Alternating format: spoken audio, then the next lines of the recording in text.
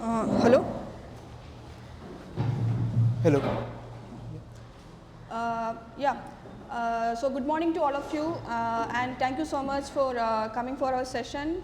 So I hope this session will help you to getting started with your open source journey from scratch, or you are just a new contributor as well.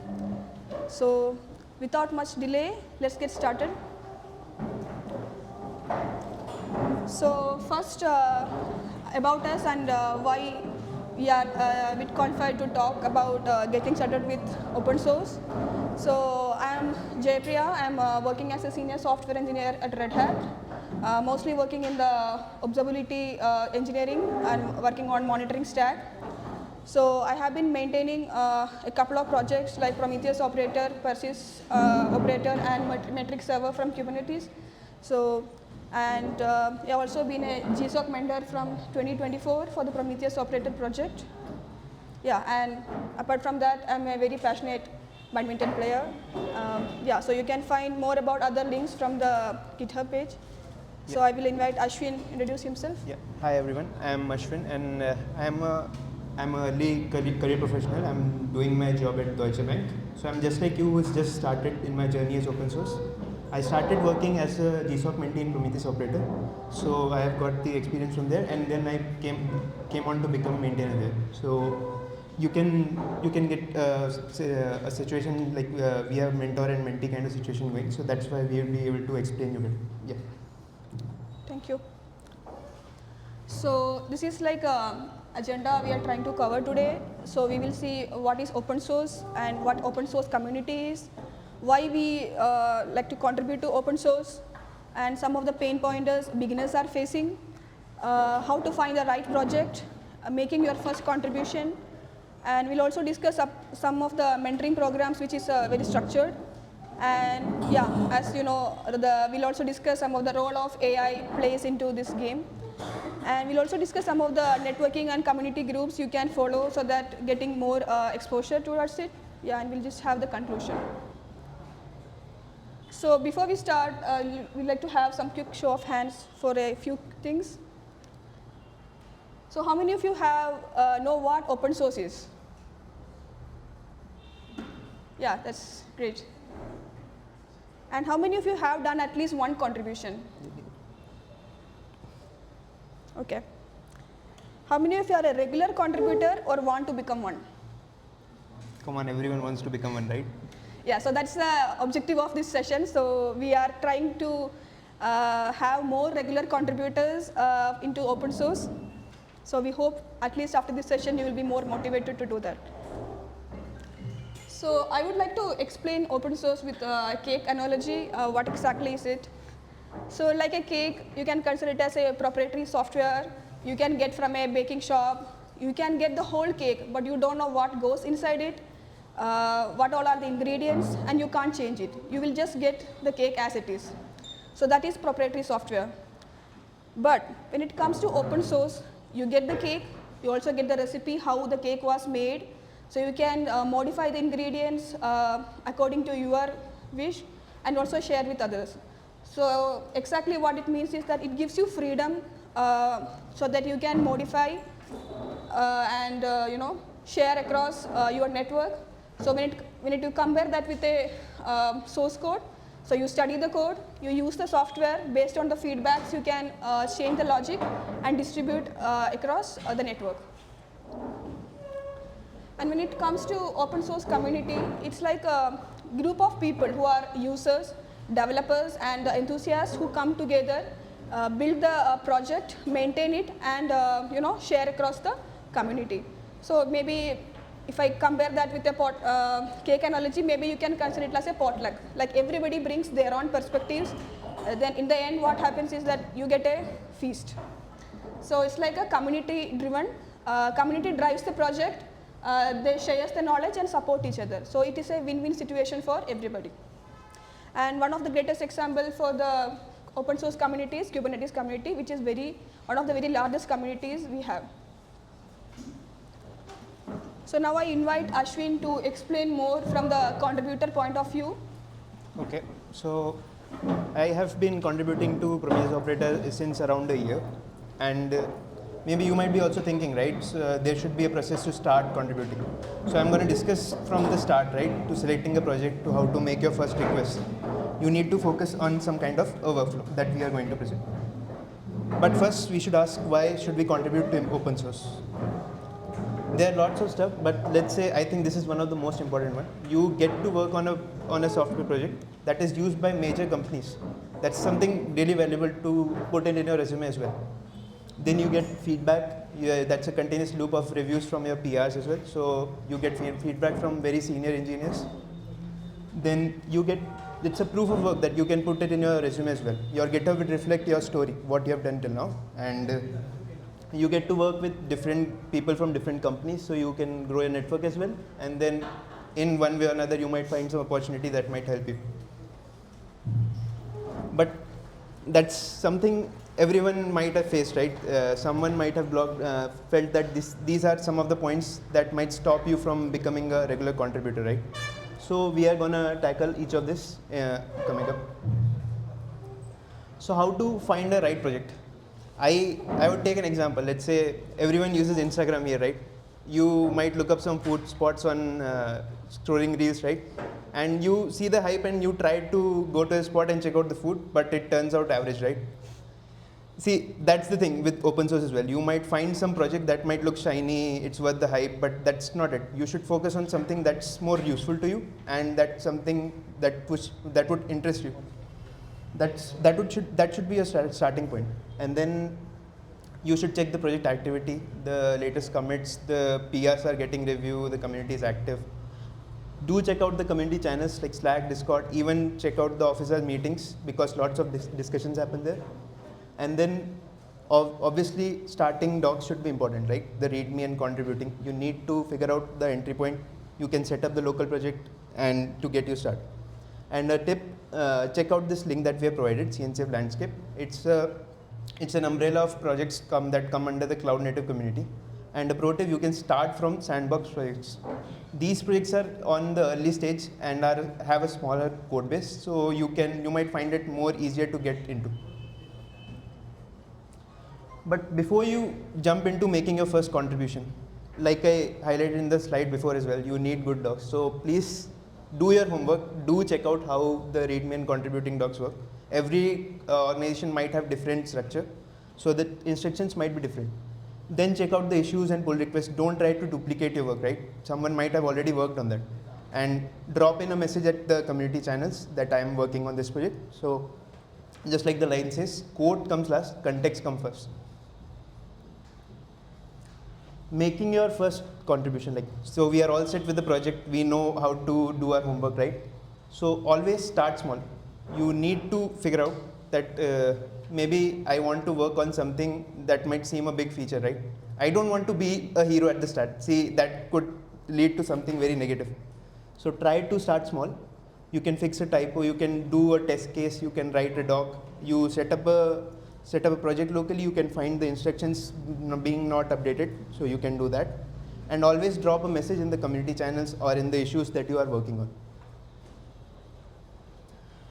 These are why we call it a contributors toolkit, is because these are some prerequisites that you should have when you are starting your journey.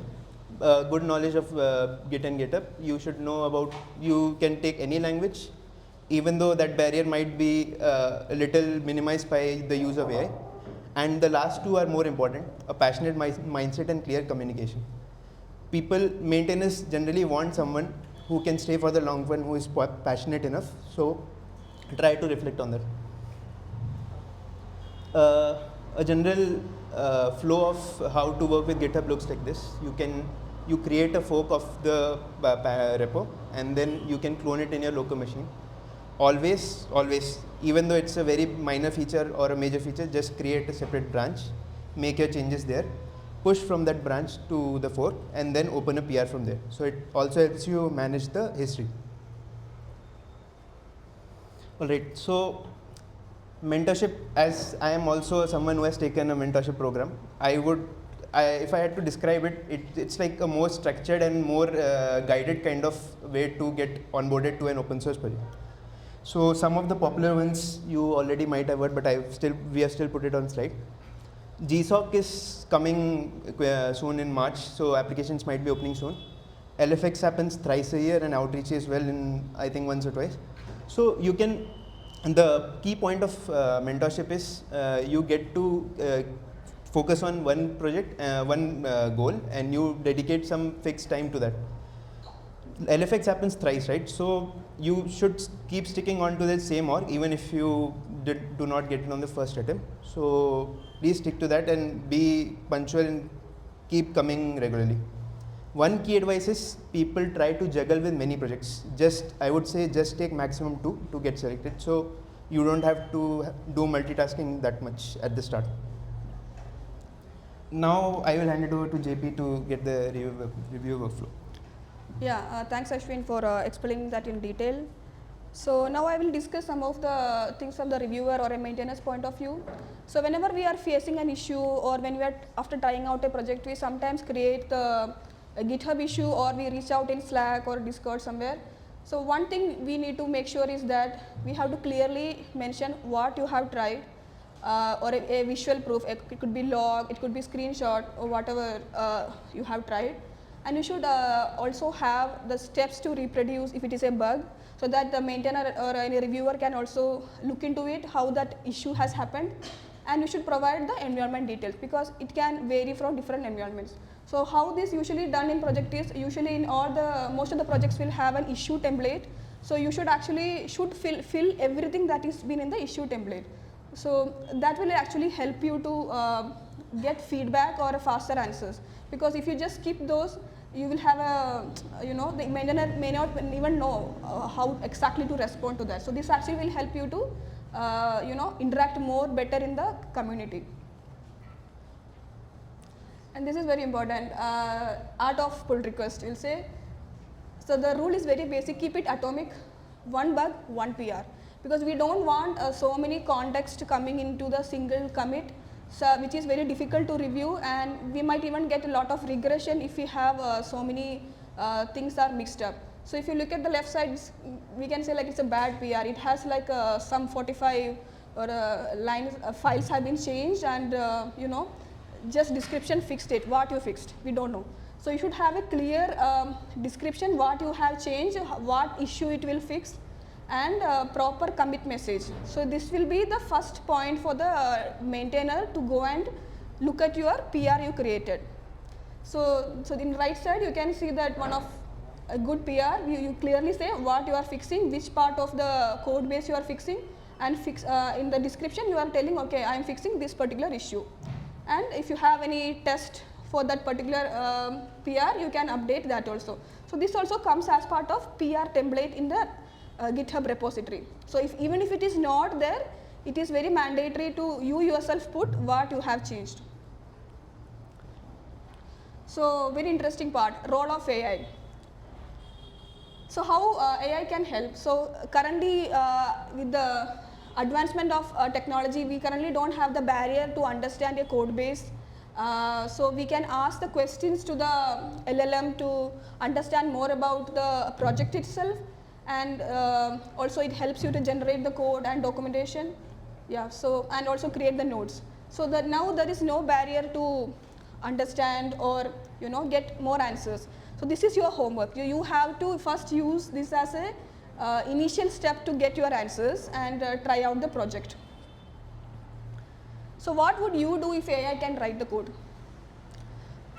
So the rule is the human is always in the loop, and you actually own the output that the AI generative tools generate. So you should not dump the burden on the reviewer to review what the agent has written. So it is your responsibility to make sure the code still works. You understand what the code is fixing. So one of the approach we would suggest is go for a test driven development. First try to write or generate the test you are trying to prove the issue exists or a feature does not there. Let the test fail. So then the next another commit you can probably push as a solution. In this way we can come to know what you are pushing is the right approach. This is one of the method, but there are many methods you can follow. And what you should not do with AI. Like I explained in previous slide, don't dump the AI generated code or a documentation for the maintainer to review, and never push something which you don't understand. And make sure you understand what the actually code does and adjust the code as required. So probably when you ask the LLM, it will give you some output. It may not be the best one. So adjust your prompts as required until you get the right answer, and test it locally if the change is working or not. Then only you push that as a PR. And never use the tool as a replacement for the human judgment. So that is the important part of when AI is coming into this coding space. So we also would like to mention a couple of networking and community groups. So you can find many community groups in a site called Meetup, where you can even see the DevConf is there. So even if you didn't know about the conference, you might see some new conferences or any meetup groups happening around your area. So you can select the location of where you are from and you can just join them. The another one is from the CNCF community. So if you go to the site, you can find the location-based communities in the area, and also you can find the upcoming events. So like you can see some of the things are coming up, like Bangalore community meetup, KCD Kochi, like that. So it's very easy to figure out what is happening around your area, or if you wanted to go and attend. And at the least, what you can do is build your own local community. So if you have in a college or in a workspace, you can build your own shorter groups to work on a project and help each other, and build a local group so that it's easier to reach out to each other easily. So now I would like to invite Ashwin for the concluding our session. Okay, so this is what we have discussed, like contributor workflow, the reviewer workflow, right? So the message should be clear, right? The biggest takeaway should be, I can go and start my own open source journey, and you can just go check out any project, find a repo, use, try to fix an issue. You will become a contributor and you are welcome to it. So are you all excited to start your journey today? Yes. Yes. Yeah. Okay. These are also some helpful resources that we provide. You can check out the links, and yeah, thank you. We will provide the slide as well, but you can take the screenshot. Yeah, thank you so much, and we all hope like there will be more open source contributors from today. Thank you.